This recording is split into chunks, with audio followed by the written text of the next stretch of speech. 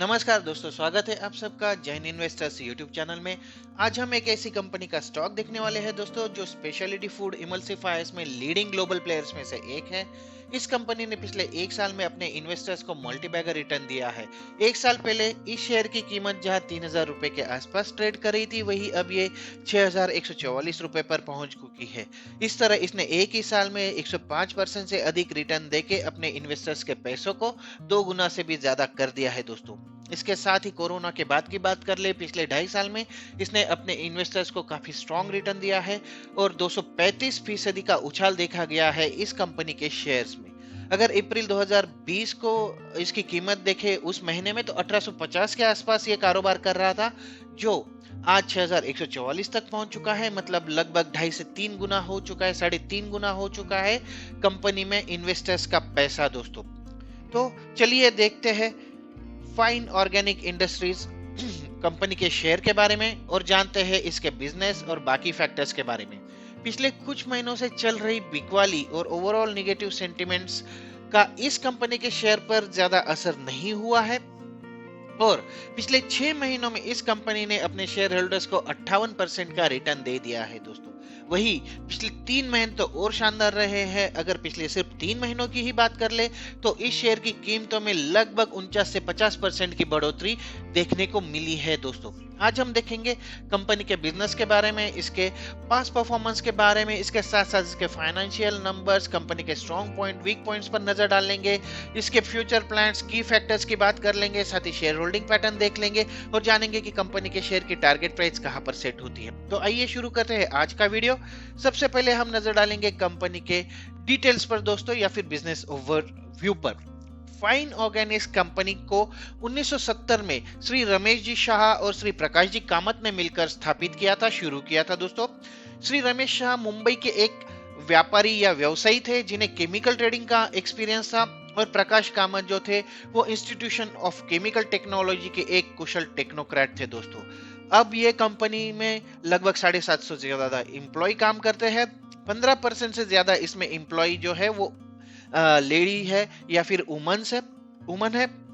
इसके बाद अगर देखें तो 12% से ज्यादा एम्प्लॉयज ऐसे हैं जो इस कंपनी में लगभग 25 साल से है, और 13% से भी 13% जो उससे भी ज्यादा जो इम्प्लॉयज है वो फर्स्ट और सेकंड जनरेशन ऑफ इम्प्लॉयज आते हैं कंपनी के दोस्तों। तो ये कंपनी के डिटेल्स थे। इसके बाद अगर बिजनेस ओवरव्यू पर और एक नजर डाल ले, तो 470 से ज्यादा कंपनी के प्रोडक्ट्स है, 1 लाख से ज्यादा टीपीए की कंपनी की इन हाउस कैपेबिलिटी है, 850 से ज्यादा कंपनी के डायरेक्ट कस्टमर्स है। कंपनी एक्सपोर्ट करती है 75 से ज्यादा कंट्रीज को, और उसके साथ साथ कंपनी के डिस्ट्रीब्यूटर्स की बात कर ले तो ग्लोबली 180 से ज्यादा कंपनी के डिस्ट्रीब्यूटर्स है। इसके साथ साथ अगर देखें तो फाइन ऑर्गेनिक जो है वो भारत में ओलियोकेमिकल आधारित एडिटिव्स की सबसे बड़ी प्रोड्यूसर है, भारत में नंबर 1 पर है दोस्तों। यह कंपनी पॉलीमर एडिटिव्स में 6 सबसे बड़े ग्लोबल प्लेयर्स में से एक है और स्पेशलिटी फूड इमल्सिफायर्स में लीडिंग ग्लोबल प्लेयर में से एक है दोस्तों।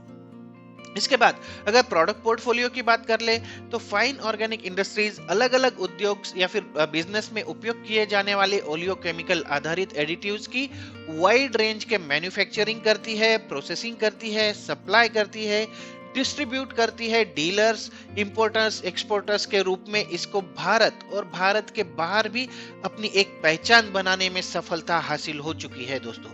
ये ओलियोकेमिकल आधारित एडिटिव्स जो होते हैं वो अलग अलग इंडस्ट्री, जैसे फूड इंडस्ट्री है, प्लास्टिक है, कॉस्मेटिक इंडस्ट्री है, कोटिंग्स है और अदर स्पेशलिटी एप्लीकेशन इंडस्ट्रीज में उपयोग किए जाते हैं। कंपनी ने अपने बिजनेस को सिंथेटिक केमिकल से ओलियोकेमिकल की तरफ शिफ्ट कर दिया है दोस्तों, क्योंकि ओलियोकेमिकल्स जो होते हैं वो ग्रीन एडिटिव्स और पर्यावरण के अनुकूल होते हैं, और इसकी वजह से आजकल इसकी मांग बढ़ रही है दोस्तों। इसके साथ साथ जैसा कि हमने बात किया, फाइन ऑर्गेनिक के प्रोडक्ट पोर्टफोलियो में 400 से ज्यादा उत्पाद शामिल है, जिनमें food additives, polymer additives, cosmetics, इनके लिए इमोलिएंट्स, रबर और इलास्टोमर्स के एडिटिव्स आदि शामिल है। अगर देखें तो इसमें स्पेशलिटी एडिटिव्स की भी एक ब्रांच है, एक सेगमेंट है दोस्तों। आइए अब नजर डालेंगे कंपनी के मैन्युफैक्चरिंग फैसिलिटी पर। तो कंपनी की एक मैन्युफैक्चरिंग फैसिलिटी है जो मुंबई के पास और पोर्ट से नजदीक लगभग 65 किमी दूरी पर स्थित है।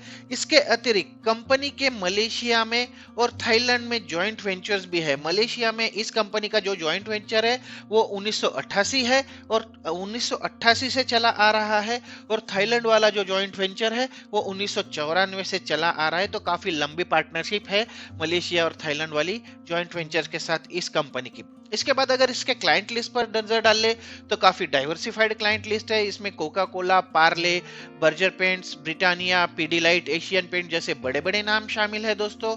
अगर कोई भी सिंगल क्लाइंट जो है कंपनी का, कंपनी के रिवेन्यू में 5% से अधिक का योगदान नहीं करता है। इसलिए मैंने कहा कि ये काफी डाइवर्सिफाइड क्लाइंट लिस्ट है, और साथ ही कोई एक क्लाइंट नहीं है जो कंपनी को मैक्सिमम बिजनेस देता है। सब मिलके कंपनी के इसमें कंट्रीब्यूट करते हैं। तो ऐसे समय पर फायदा ये होता है दोस्तों, कोई एक क्लाइंट भी अगर कंपनी से निकल जाए या फिर छूट जाए या फिर कंपनी से मतलब कंपनी को बिजनेस देना बंद कर दे, तो कंपनी पर ज्यादा असर नहीं होता है, कंपनी के बिजनेस पर। ठीक है, अब देखेंगे कंपनी का प्रेजेंस कहाँ कहाँ है। जैसा कि आप देख पा रहे हैं दोस्तों, एंड यूजर्स है कंपनी के 5000 से ज्यादा, 75 से ज्यादा कंट्रीज में कंपनी एक्सपोर्ट करती है, 180 से ज्यादा डिस्ट्रीब्यूटर्स है, 800 से ज्यादा इसके डायरेक्ट कस्टमर्स है। अगर इसका प्रेजेंस देखें तो warehouse USA and Europe में भी इसके वेयर हाउस प्रेजेंट है। अगर देखें तो नॉर्थ अमेरिका, लैटिन अमेरिका के साथ साथ अफ्रीका, यूरोप, एशिया में भी, चाइना में भी है। उसके साथ साथ अगर देखें तो ऑस्ट्रेलिया में भी कंपनी की पहुंच है, कंपनी एक्सपोर्ट करती है दोस्तों। इसके बाद अब नजर डालेंगे फाइनेंशियल ओवरव्यू पर। लेकिन दोस्तों आगे बढ़ने से पहले अगर आपको मेरे वीडियोस पसंद आ रहे हैं तो इन्हें लाइक जरूर कीजिए। अगर आपको पसंद नहीं भी आ रहे हैं तो मुझे बताइए कि कौन से इसमें मुझे मतलब इंप्रूवमेंट करने की जरूरत है, और कौन सी जानकारी है जो आपको सही नहीं लगी या फिर आपको पसंद नहीं आई।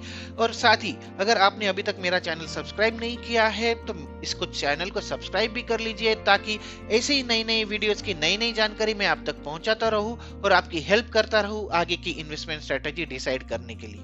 तो चलिए मुड़ते हैं वीडियो की ओर और फाइनेंशियल नंबर्स पर नजर डाल लेंगे। अगर देखें तो कंपनी का मार्केट कैपिटलाइजेशन जो है दोस्तों 18,835 करोड़ रुपए का है। आज कंपनी के शेयर में आज जो शेयर मार्केट बंद हुआ है 1.05% की बढ़ोतरी देखी गई है। क्लोजिंग प्राइस 6,144 है जो कि करंट प्राइस है कंपनी की। अगर 52 वीक का हाई देखें तो 6,909 रुपए इसके शेयर की 52 की हाई वैल्यू है, और 2,836 तक ये नीचे जा चुका था एक साल में। स्टॉक का पी देखें तो लगभग 49 का है, और इंडस्ट्री पी जो है वो 27 का है दोस्तों। आरओसी देखिए 38.8% का आरओसी, और आरओई भी है 30% से ज्यादा का। तो काफी शानदार नंबर है आरओसी और आरओई के।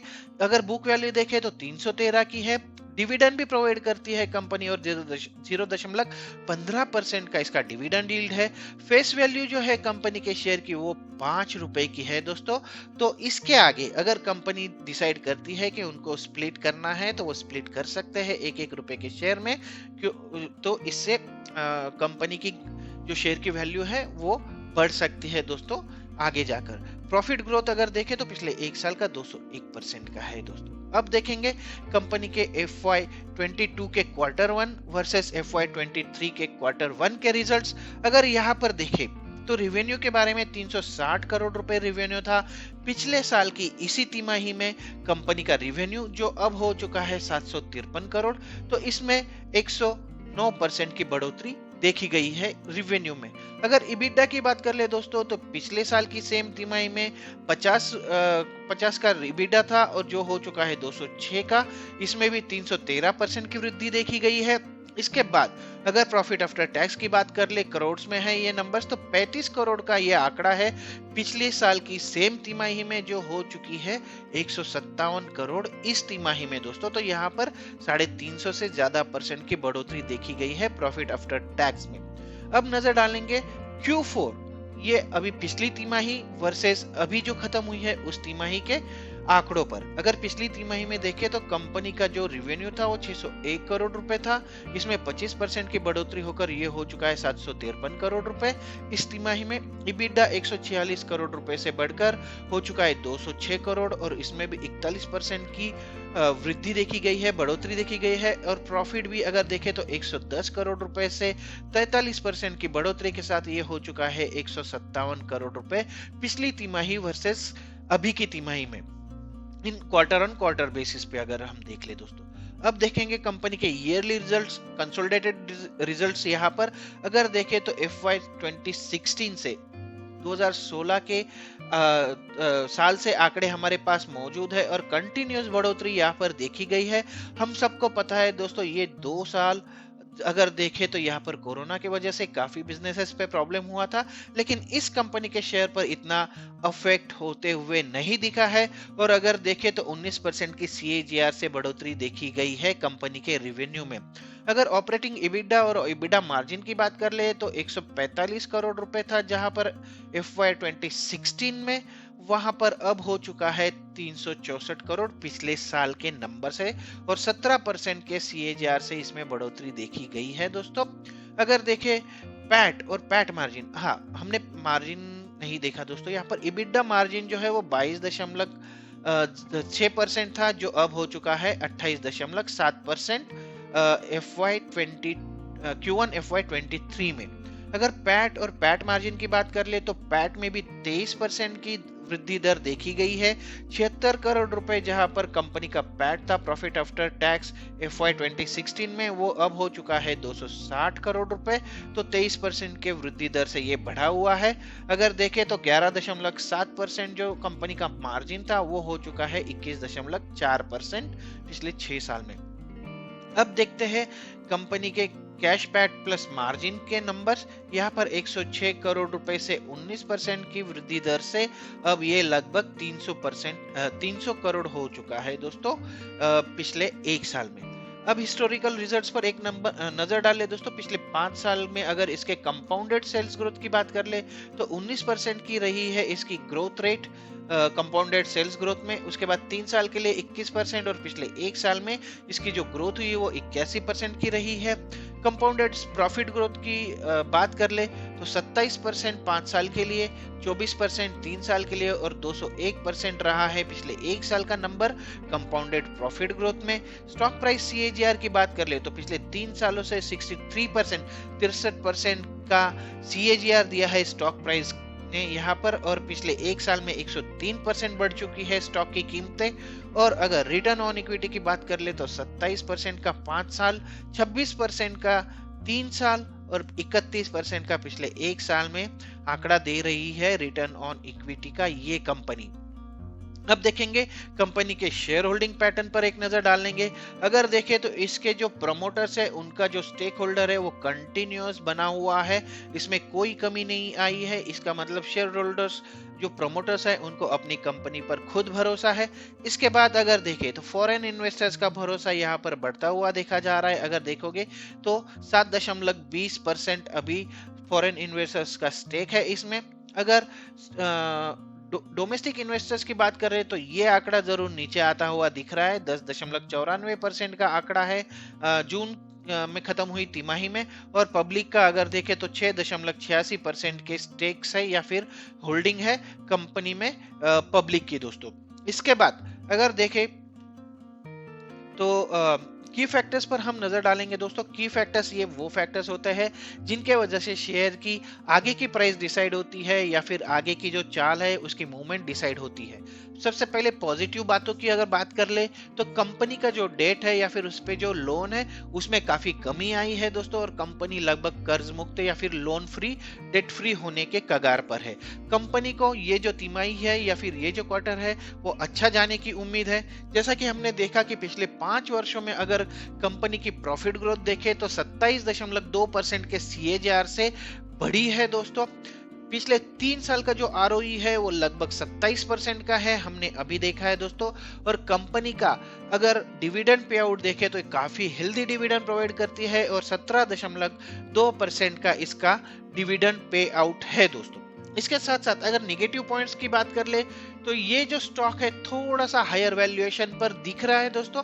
अपने बुक वैल्यू के 19.6 गुना पर कारोबार अभी कर रहा है। इसके साथ साथ अगर की फैक्टर्स पर और देखें तो कंपनी के पास एक स्ट्रॉन्ग R&D कैपेबिलिटी है। उसके साथ साथ कंपनी इन हाउस डिजाइन और इंजीनियरिंग का भी कंपनी का सेक्शन है, जिसमें काफी सारी चीजें कंपनी के अंदर ही सुलझ जाती है और कंपनी न्यू प्रोडक्ट डेवलपमेंट पर भी फोकस कर रही है। इसके साथ साथ अगर फोकस की बात करें तो न्यू प्रोडक्ट डेवलपमेंट के साथ साथ कंपनी प्रोसेस टेक्नोलॉजी इंप्रूव करने पर भी अपना फोकस बनाए हुए है। अगर देखें तो एक्सप्लोरिंग न्यू मार्केट्स भी है, कंपनी नए नए मार्केट में अपने पैर फैला रही है और कंपनी जो है अपनी कैपेसिटीज जो है उनको एक्सपांड करने पर ध्यान दे रही है दोस्तों। इसके बाद कंपनी के R&D फैसिलिटीज पर भी एक नजर डाल ले तो कंपनी की प्रोसेस और इंजीनियरिंग R&D टीम के साथ मिलकर कंपनी ने ऐसी टेक्नोलॉजी और प्रोसेस को डेवलप किया है जो कच्चे माल के स्टोरेज से लेकर प्रोडक्ट पैकेजिंग तक पूर्ण रूप से ऑटोमेट हो चुकी है। ये ऑटोमेशन कंप्लीट हो चुका है दोस्तों।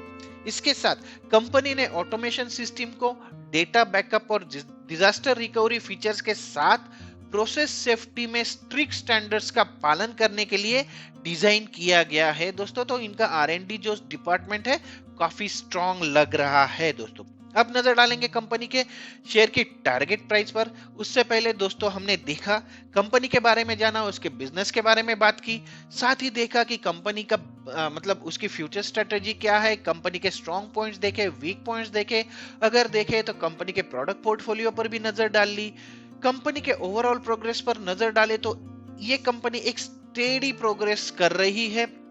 कंपनी के क्लाइंट लिस्ट में FMCG सेक्टर के काफी बड़े बड़े नाम शामिल है, जैसे पार्ले है, ब्रिटानिया है, पीडीलाइट है, बर्जर पेंट्स है, एशियन पेंट्स है, कोका कोला है। तो काफी सारे अच्छे अच्छे नाम कंपनी के क्लाइंट लिस्ट में शामिल है दोस्तों। अगर आप लॉन्ग टर्म के हिसाब से इसमें इन्वेस्ट करना चाहते हैं तो ये एक अच्छा ऑप्शन साबित हो सकता है, पर आपको कंपनी के प्रोग्रेस पर लगातार नजर रखनी होगी दोस्तों। अगर सारे फैक्टर्स को कंसीडर किया जाए तो अगले एक साल में कंपनी कम से कम 30 से 35% की बढ़ोतरी देखी जा सकती है कंपनी के शेयर में, और शेयर की प्राइस जो है वो लगभग 7,700 से 8,200 के आसपास की लेवल छू सकती है, ऐसा हमारा अनुमान है दोस्तों, ऐसा हमारा मानना है। तो ये था दोस्तों fine organic industries limited company के शेयर का फुल एनालिसिस। आशा करता हूं कि ये वीडियो आपको पसंद आएगा और आपकी हेल्प करेगा आगे की स्ट्रेटेजी डिसाइड करने के लिए। तो आज के वीडियो में बस इतना ही, मिलते हैं अगले वीडियो में एक नए शेयर के साथ, एक नई जानकारी के साथ। तब तक के लिए नमस्कार दोस्तों।